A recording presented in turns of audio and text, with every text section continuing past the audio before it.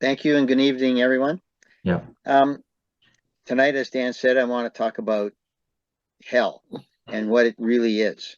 And as a kid, just like Dan, I grew up in as a Catholic and went to Catholic school, and so I learned every day about not every day about hell, but I was certainly taught it.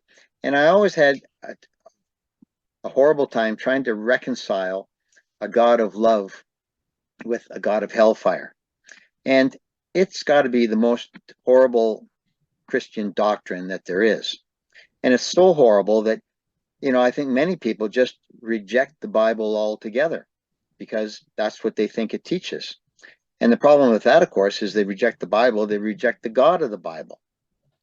And so what are they left with? They're left with either nothing, or they change to some pagan religion perhaps, or they make up their own idea of what God is, and what how to live spiritually, as what's kind of in vogue, because they don't want to say religiously.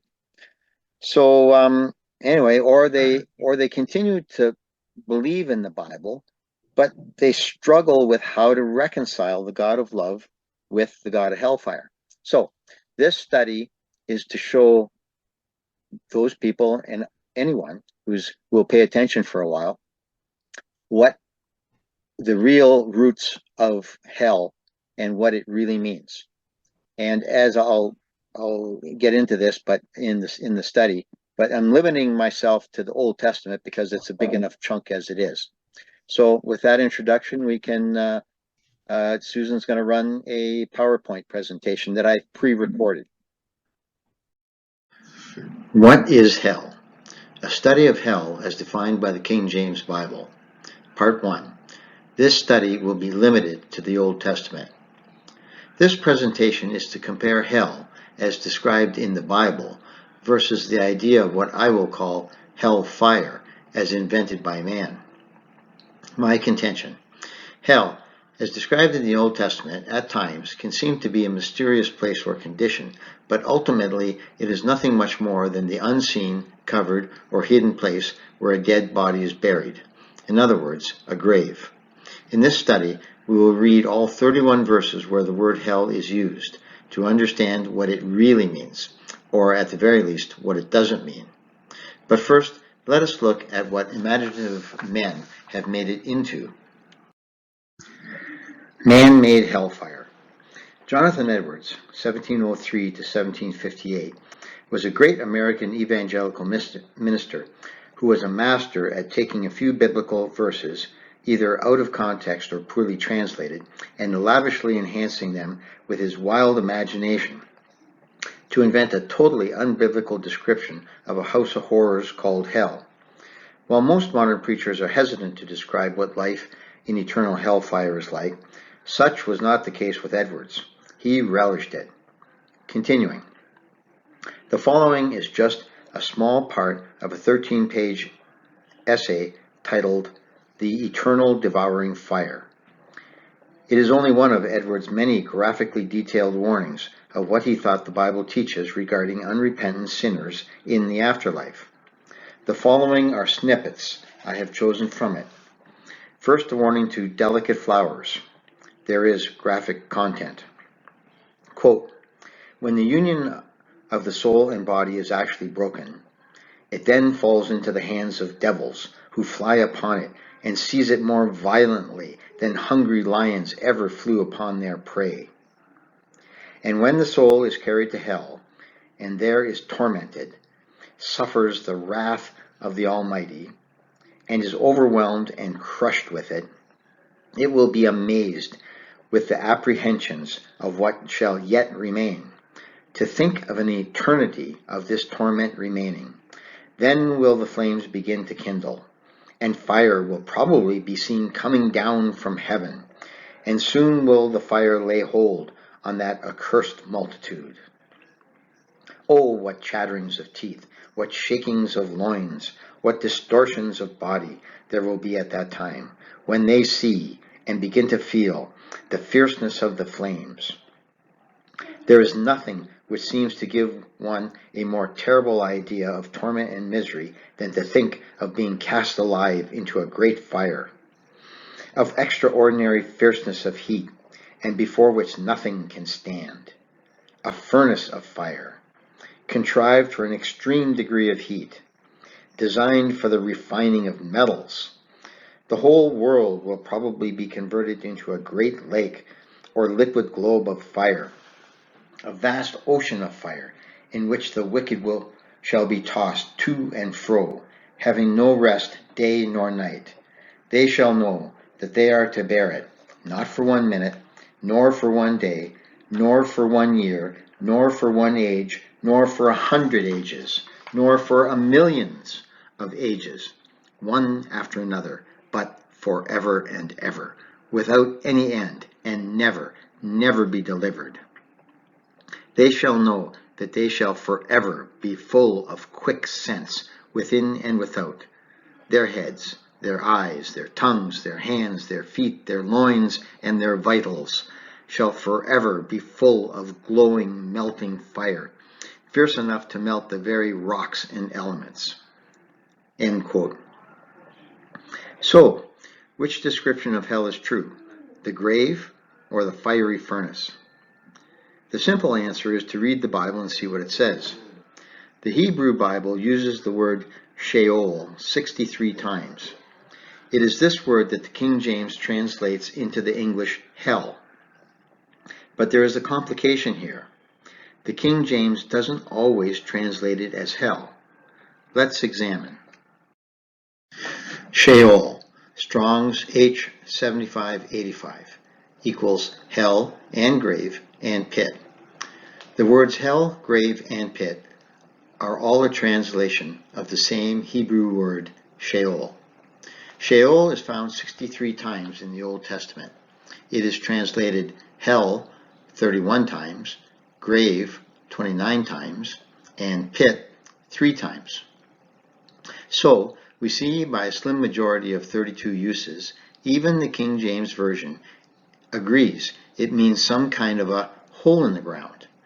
But exactly how is a hole in the ground similar to hell? How is hell different and yet similar to the grave? One word, but with shades of meaning. 63 times the Hebrews only used one word to convey a certain meaning. So logically, it only has one meaning, but sometimes one meaning can have a wide range of meanings. In the case of Sheol, that meaning is sometimes straightforward, but sometimes a bit more mysterious. That is because the root meaning of Sheol is something that is deep, dark, and hidden, exactly like a grave, and that is why it is translated as grave 29 times. But there are lots of other things that are deep, dark, and hidden, so we must examine the context of each use closely to understand exactly what is being spoken of.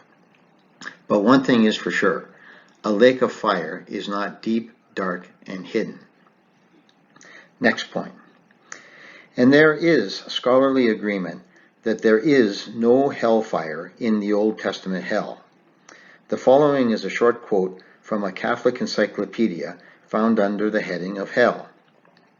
The article is 10 pages long, and there is no doubt it does affirm a belief in hellfire, but it also concedes that in the Old Testament, Sheol was the kingdom of all the dead, both good and bad. Catholic Encyclopedia, 1905 edition.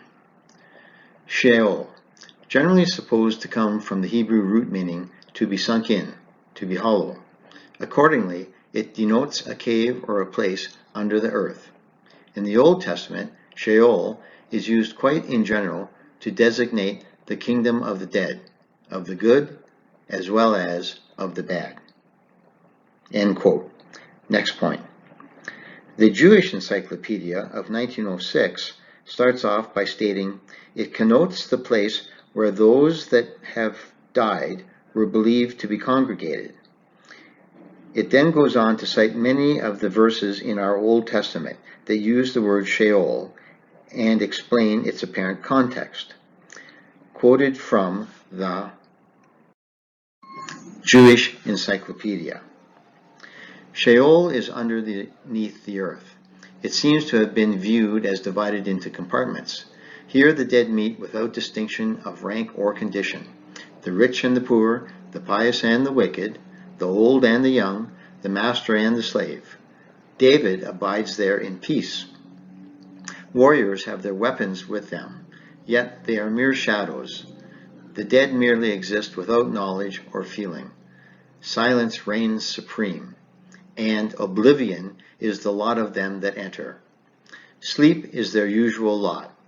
It is a horrible, dreary, dark, disorderly land, yet it is the appointed house for all the living. The dead are described as sleepers in the dust. The exact condition seems a little mysterious, and some of this seems a little self-contradictory, but regardless, absolutely nothing is said of anyone consciously being tortured with fire. Next point. With thousands of different Protestant denominations, I can't say one source speaks for them all, but Easton's Bible Dictionary of 1867 was a well-known, classic, and masterful reference work that was often quoted by mainstream Protestants. It states that hell is, quote, derived from the Saxon Helen, to cover, hence the covered or invisible place. Sheol is derived from a root word meaning to ask, demand, hence insatiableness. The inhabitants of Sheol are the congregation of the dead. It is the abode of the wicked and of the good.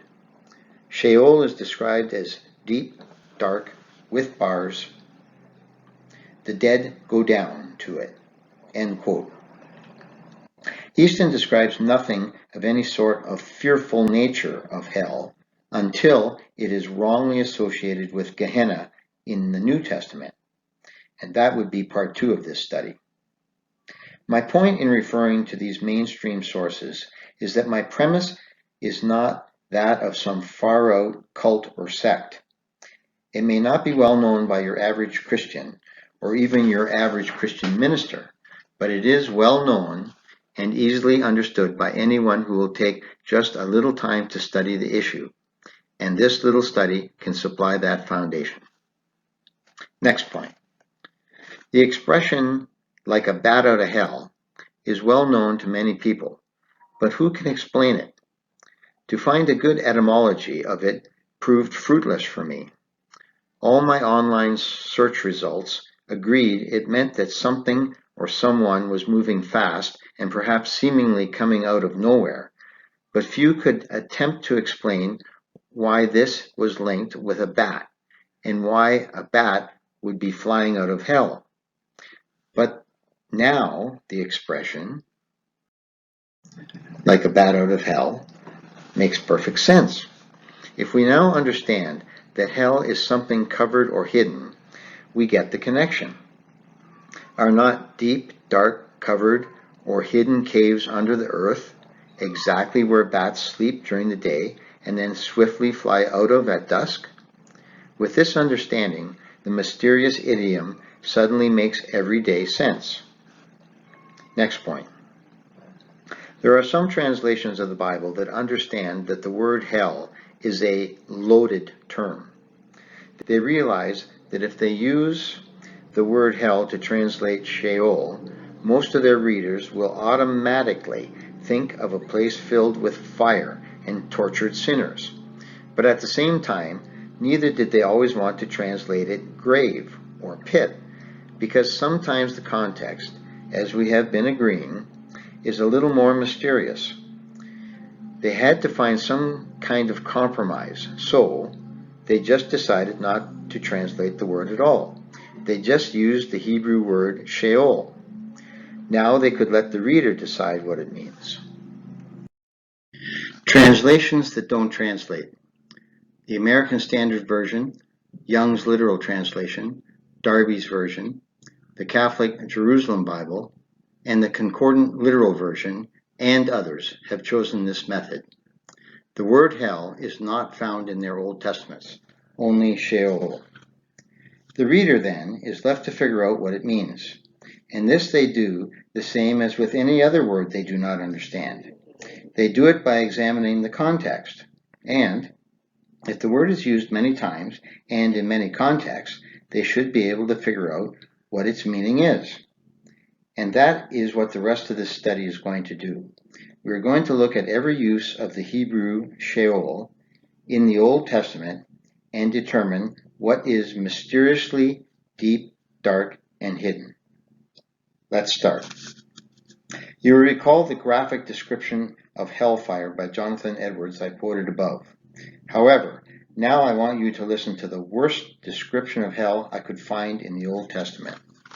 These are the words of David, one of God's most loved and favored servants, spoken while he was still very much alive.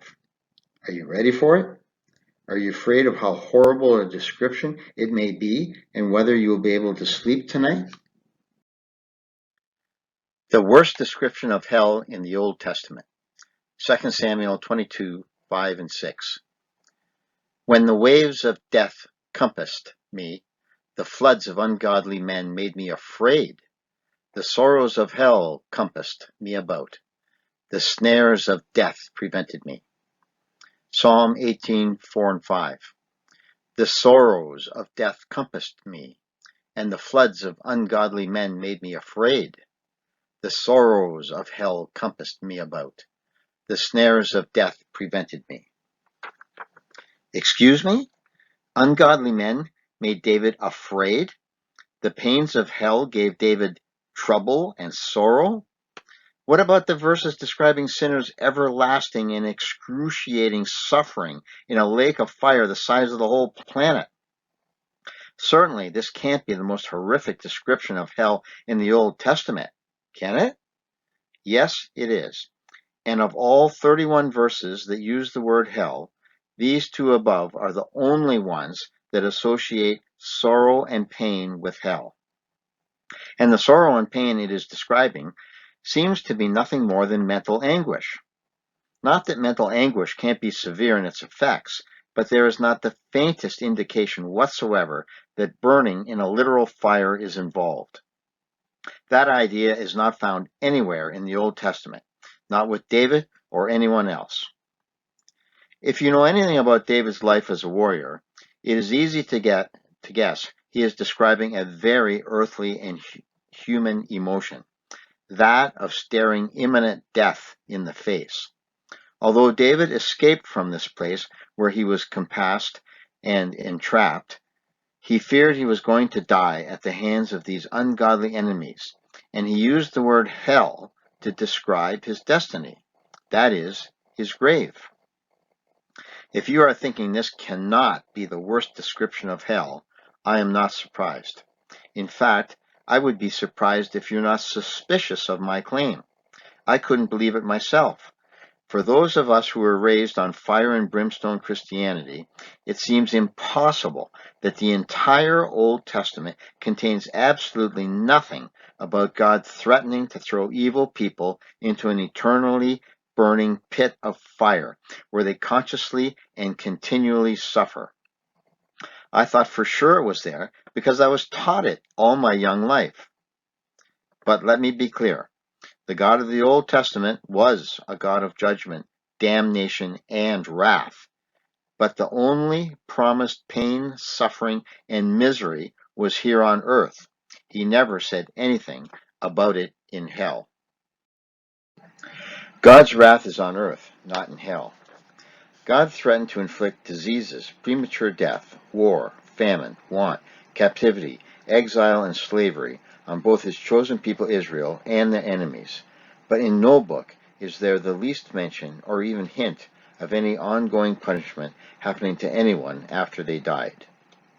Moses, the prophet with whom we most quickly associate a harsh and demanding God, and the man said to have written the first 5 books of the Bible, wrote absolutely nothing about any eternally continuing punishment after death. But here on earth was a different matter.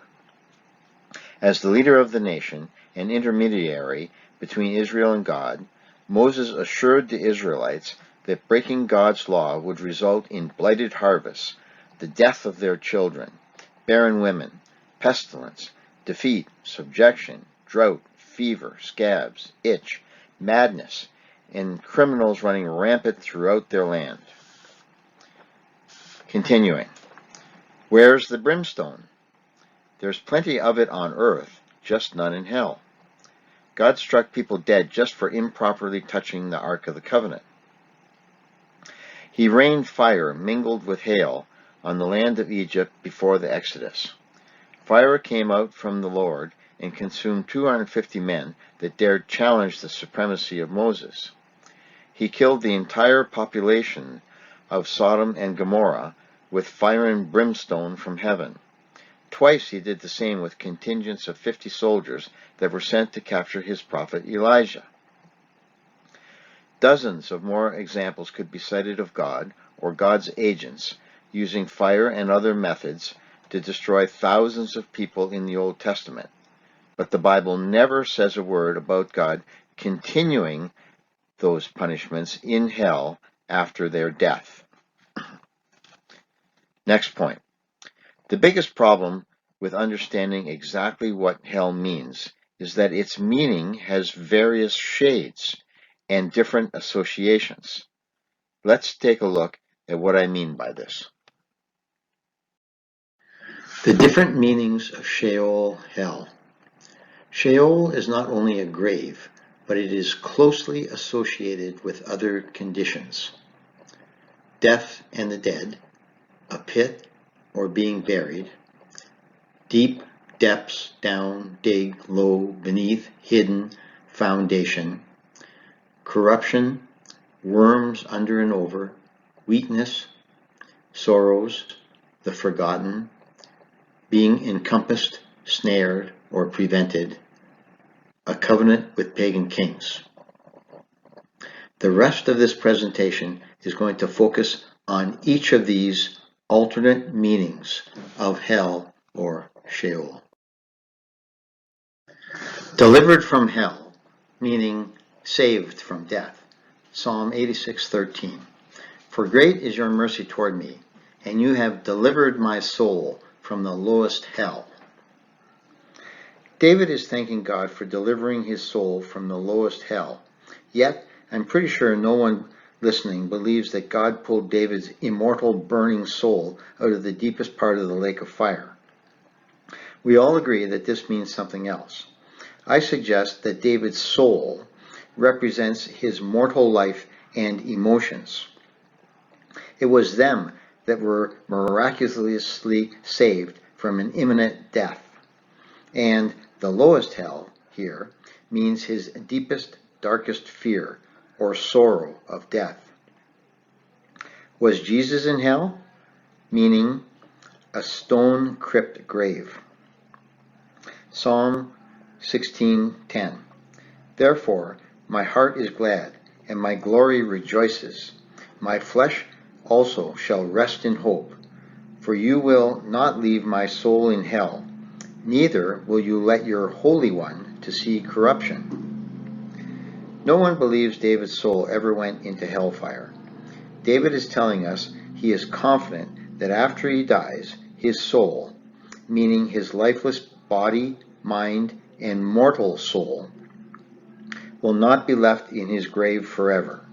He will be resurrected, just like Jesus was, although Jesus' body never saw corruption in his stone cave of a grave, as he was resurrected after only 3 days. Fire in hell, meaning a volcano. The very first use of hell in the King James does associate it with fire, but of all 31 uses, this is the only one that does. Deuteronomy 32:22. For a fire is kindled in mine anger, and shall burn unto the lowest hell, and shall consume the earth with her increase, and set on fire the foundations of the mountains. A fire in the lowest hell, setting on fire the foundations of the mountains. Sounds like a volcano to me. And when it blows, Hot lava flows down and consumes the earth with all its plants, animals, and people. The verse following this one confirms that God is speaking of an earthly punishment here, not somewhere spiritual. Continuing with Deuteronomy 32:23. And I will heap disasters upon them. I will spend my arrows on them. They shall be wasted with hunger and devoured by plague and poisonous pestilence. I will send the teeth of beasts against them, with the venom of things that crawl in the dust. The context gives details how the Israelites had rejected Yahweh and started to worship the gods of other nations. God threatened to bring fire to destroy men living on earth, but he says nothing about torturing dead men in hell. Yet, this is a good example of a verse that Jonathan Edwards would take and, without any sound biblical foundation, apply it to a mysterious spiritual place where the immortal souls of humans suffer eternally to satisfy an unbiblical sense of justice. The verse does not say or imply any such thing. Heathen in hell, meaning buried and forgotten. Psalm 9:15-17. The heathen are sunk down in the pit that they made. In the net which they hid is their own foot taken. The Lord is known by the judgment which he executes. The wicked is snared in the work of his own hands. The wicked shall be turned into hell, and all the nations that forget God. The wicked shall be turned into hell is basically a repetition of the heathen are sunk down in the pit.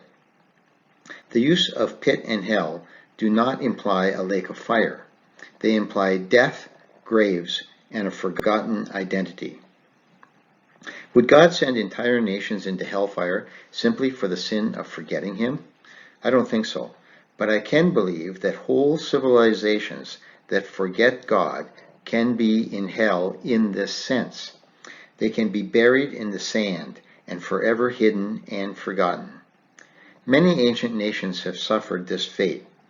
In fact, critics of the Bible accuse it of error because it records the names of nations where otherwise there is no historical record of them. But that is exactly the point of this verse. These nations did exist, but all knowledge of them has disappeared, weathered away by time, and descended into the covered black hole of hell. They are not burning, they are just buried. Continuing, Psalm 55:15. Let death seize upon them, and let them go down quick into hell, for wickedness is in their dwellings, and among them. Buried cities can be dug up and examined, but God has permanently buried some of them in the unseen. They have sunk deep into obscurity. Take Sodom and Gomorrah, for example. Except for the record of their existence, as written in Genesis, no archaeologist has ever found a trace of them. They were quickly and suddenly destroyed by fire and brimstone from heaven, and apparently sank beneath the waters of the Dead Sea. Their remains may well be 1,300 feet below sea level in the world's lowest, saltiest, and unlivable sea. Archaeological proof of their existence may be permanently hidden. Because of this, modern scholars call the story a myth, but this is exactly as God intended it to be. They are buried in hell. The cities that doubted the existence of God are now themselves doubted to have existed. How ironic. Who knows what other nations evade the spade and what hell has hidden from us. Next point. The Proverbs see such a close relationship between hell and death that they use the words interchangeably. In every case following, hell is equated with death, or contrasted with life. It is not a place where anyone is alive. In fact, just the opposite is driven home. Death and hell have so much in common, they are almost the same thing. Note how the same thought is repeated in each verse, but the words hell and death are freely interchanged. Adulterers and fools in hell, meaning the way to death. Proverbs 5:5.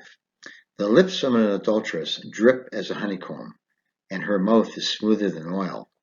But her feet go down to death, her steps take hold on hell. Proverbs 7:27. Her house is the way to hell, going down to the chambers of death. Proverbs 9:18. Foolishness calls to those who are simple, saying, "Come into my house and eat." Stolen food and drink, eaten in secret, tastes sweeter. But he knows not that the dead are there, and that her guests are in the depths of hell. Their sinful habits lead to their premature death and disappearance. Their sins are committed in secret, behind the closed doors of hell. Sheol does not always mean a grave, just the unseen. Foolish acts in the dark cause them to stumble, falter, and die. Hell is not their punishment. Death is their punishment. Hell is where they are. All people die, but foolishness speeds their way into hell.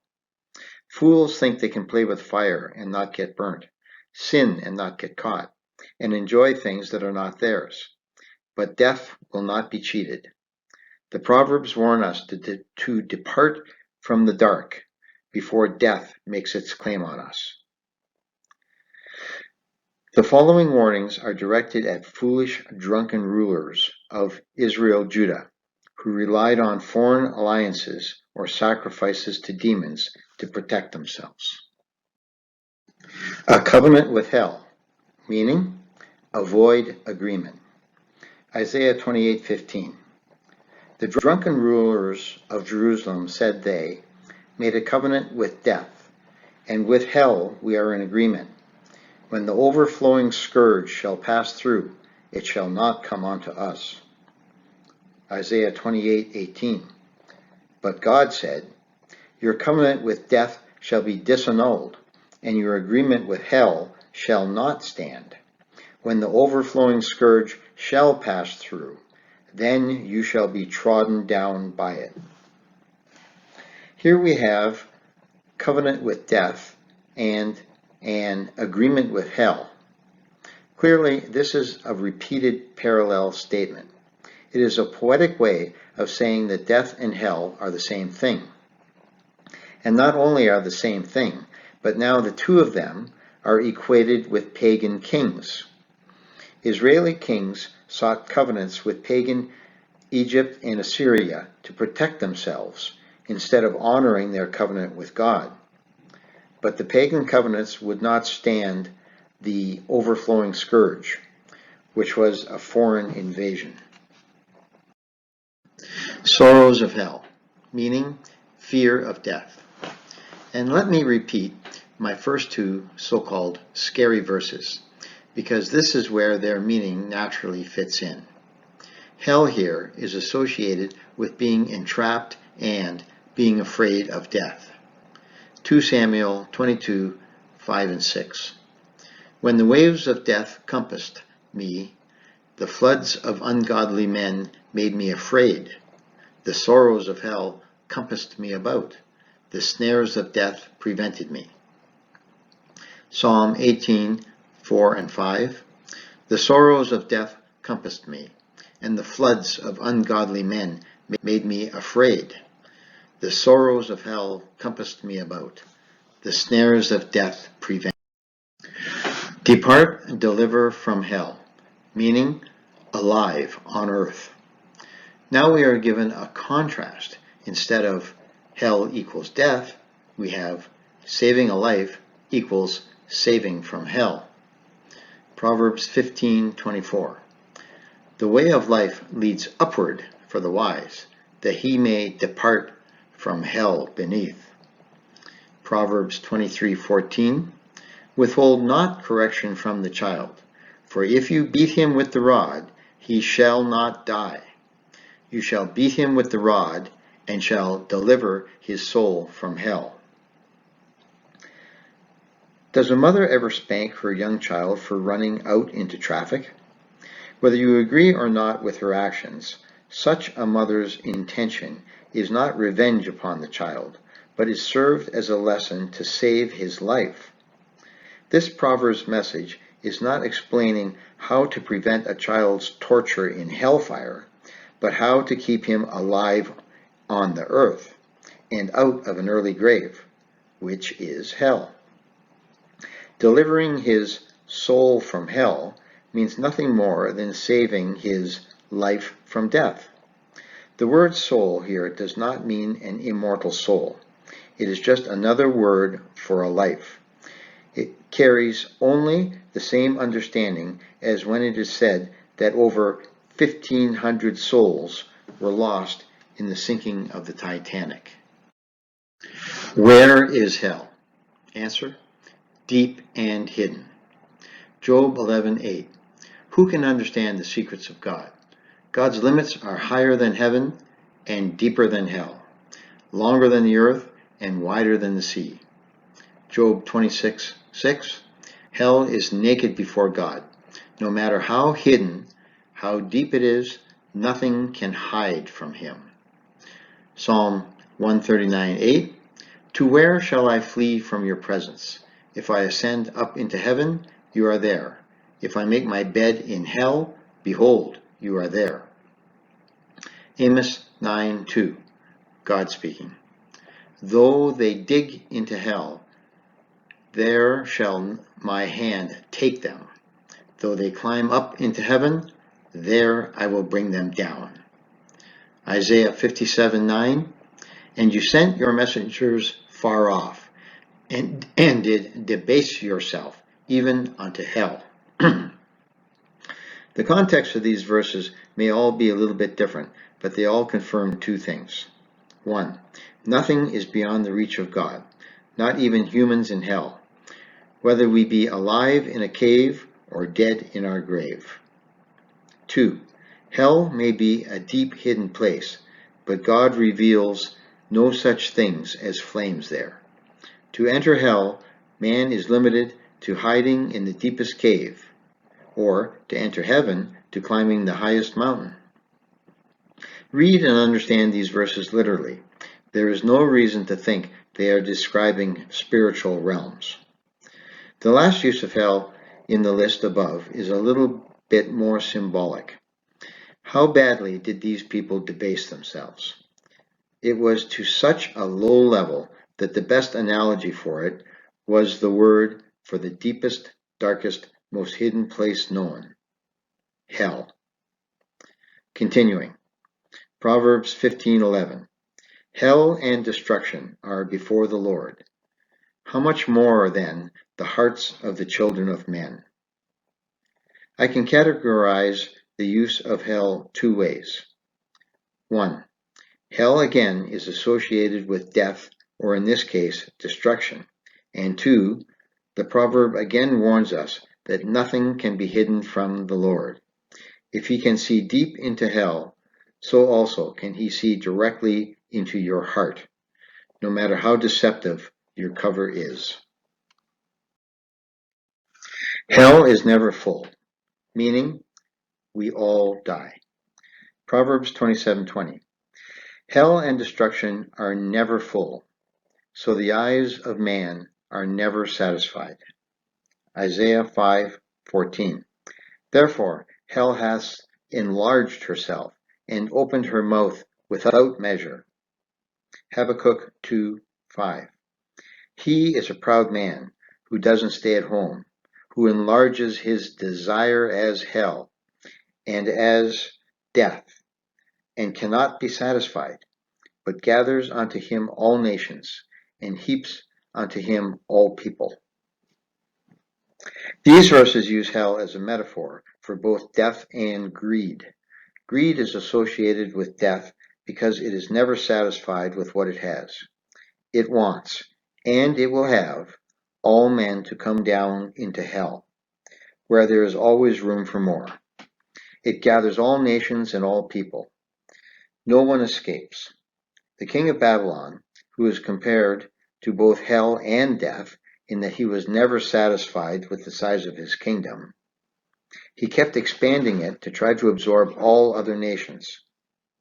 So, you can see from this phrase that the phrase greedy as hell is biblically sound. In Isaiah 14, we are about to see a few verses where one might believe the Bible teaches that dead people in hell are conscious. But if you take everything literally, then you also have to believe in talking trees.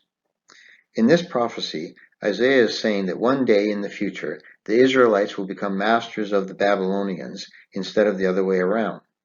Then Israel will sing a song about the humiliation of Babylon's once all-powerful king. In this song, fir trees rejoice, cedars talk, and hell is personified as if it were a living being that has power over the dead. Hell makes the dead conscious, so they might greet the king when he arrives there. But 2 verses later, it states that the king is still in his grave and covered with worms.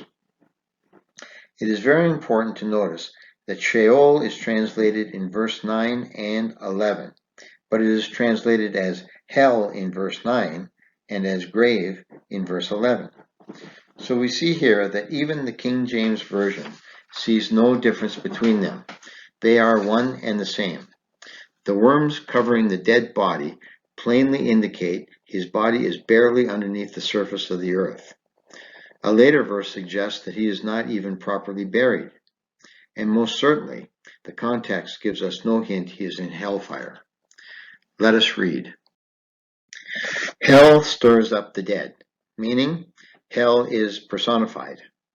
Isaiah 14, 7-11. The whole earth is at rest and is quiet. They break forth into singing. Yea, the fir trees rejoice at you, and the cedars of Lebanon, saying, Since you were laid down, no feller is come up against us. Hell from beneath is moved for you to meet you at your coming. It stirs up the dead for you. It has raised up from their thrones all the kings of the nations. All they shall speak and say to you, Are you also become weak as we? Have you become like unto us? Your pomp is brought down to the grave. The worm is spread under you, and the worms cover you. 6 verses later, Isaiah 14, 15, and 16. Yet you shall be brought down to hell, to the sides of the pit. They that see you shall narrowly look upon you, and consider you, saying, Is this the man that made the earth to tremble, that did shake kingdoms? These versions envision those in hell as if resting when they are stirred. Once aroused, the dead speak. These are the first verses in the King James Old Testament in which there is any thought of consciousness in hell. Yet, there is no hint here that these kings, whether good or bad, are suffering any pain or enjoying any pleasure. Surely it is symbolic when it says, Hell raises these dead kings from their thrones to ridicule this emperor. The thrust of these verses is to show the humiliation of death. It is the great equalizer. It doesn't matter if you are the most powerful king on earth, you shall be brought down to hell, meaning the grave, and made as weak as the kings you conquered, subjected and killed. I always try to take the Bible literally, but I can't do it here. Trees don't sing and rejoice, and only God can raise the dead. The whole context is symbolic. If hellfire were true, this would be the perfect spot to describe it. Here we have a king who has all the evil qualities necessary to be sent into it. He is proud and greedy, made slaves of the people he conquered, and was a ruthless murderer of thousands of men, women, and children. But Isaiah gives no vision of his pain and torture. He only says that the Lord took away his power, he died, his body was desecrated, and the people now mocked his weakness as they stood over his rotting body. Now even the dead, symbolically, get their chance to scorn him. Perhaps this is the purpose of the symbolism. It is the ultimate humiliation. It is bad enough when your former living slaves stand over your body and make fun of you, but it is even worse when the dead scoff at you. They have absolutely nothing, and now even they are reminding the once mighty king that he too has nothing. So, if all of it is symbolic, what's the point? The message is not for the king of Babylon, but for you and me. This is a vivid reminder that no matter how much fame, power, and money you accumulate in this life, it means nothing after your death. You will be as helpless as the most pitiful life that has ever lived, and there will be nothing you can do about it. This should be our cue to seek God and the purpose of our life. Next point. In the book of Ezekiel, the prophet gives messages, reminders, and warnings from God to several nations. In them, over and again, hell is essentially equated with death, a pit, a grave, and the nether parts of the earth. There is no distinguishable difference between them. Never is there any fire or suffering attached to them.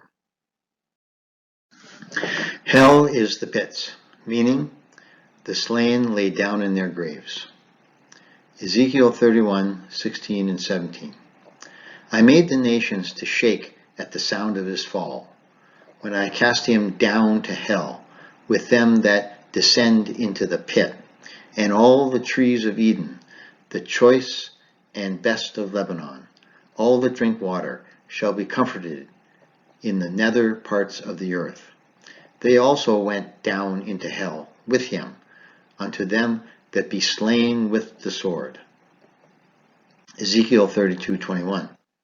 Son of man, wail for the multitude of Egypt, and cast them down, even her, and the daughters of the famous nations, unto the nether parts of the earth, with them that go down into the pit. The strong among the mighty shall speak to him out of the midst of hell, with them that help him. They are gone down, they lie, uncircumcised, slain by the sword. Asher is there, and all her company. His graves are about him, all of them slain, fallen by the sword, whose graves are set in the sides of the pit, and her company is round about her grave. Ezekiel 32:27. And they shall not lie with the mighty that are fallen of the uncircumcised, which are gone down to hell with their weapons of war, and they have laid their swords under their heads, but their iniquities shall be upon their bones, though they were a terror of the mighty in the land of the living.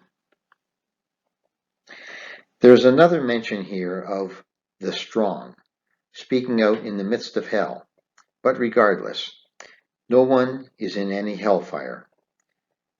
Are they fighting with their swords in hellfire? No, they are slain, and their heads are lying down on their swords in their graves, apparently resting in peace until Judgment Day. One hell of a fish, meaning the belly of the fish. The last example was written by the prophet Jonah, who was thrown overboard a ship at sea. God arranged for a great fish to be in the area and swallow him. Jonah 2:2. Then Jonah prayed unto the Lord his God out of the fish's belly, and said, I cried by reason of mine affliction unto the Lord, and he heard me. Out of the belly of hell cried I, and thou heard my voice. For thou hast cast me into the deep, into the midst of the seas. This verse might seem to be the strangest use of the word hell. Why would the King James translators choose to use the word hell to describe the belly of a fish swimming in the sea? The reason is simple. It is perfectly consistent with their use and understanding of the word. What else would they have used? They couldn't very well use grave. I suppose they could have used the word pit, as he was in the pit of the fish's belly, but they chose the word hell. And why not? He was covered and hidden deep beneath the deep blue sea. Unusual as it may be, hell used in this way is consistent with and a perfect match for our new understanding of the original Hebrew and Old English meaning. This ends our study of all 31 uses of the word hell in the King James Old Testament. Conclusion. The Old Testament plainly teaches there is a place and or condition known as Sheol. You may prefer to translate it as either hell, grave, pit, the unseen, the deep hidden place of the sleeping dead, or whatever you prefer, but this much is clear. The Old Testament teaches that it is a rather benign place and condition. This condition is not good, but nowhere is there the faintest hint that anyone is being tortured there. One way or another, over the course of 4,000 years, this is all that God revealed to the people of the Old Testament about the state of the dead in Sheol. Now, this is not to say that God didn't make promises to mankind for a future life, but that would be the subject of another and different study. New Testament. Finally, the meaning of hell in the King James New Testament is another whole complicated story. And so, that again must be the subject of another study. Amen.